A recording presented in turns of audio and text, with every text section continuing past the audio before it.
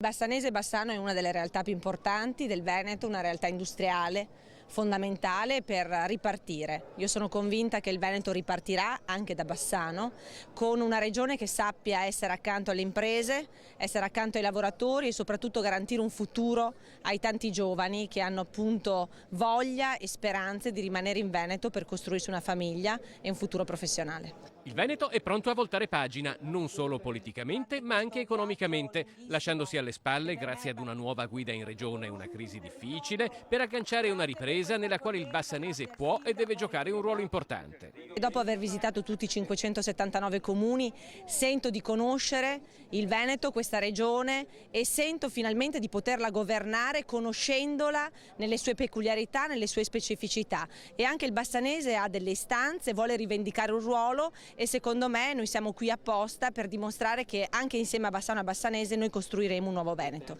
Smentendo chi sostiene un disimpegno di Matteo Renzi in Veneto, Alessandra Moretti sottolinea come tutta la coalizione che la sostiene creda fermamente in un progetto di rinnovamento e rilancio della nostra regione. Matteo Renzi verrà proprio questa settimana in Veneto, a dimostrazione che quella battuta è stata solo una battuta strumentalizzata. In realtà Matteo Renzi intende lottare fino alla fine per conquistare tutte e 7 le regioni.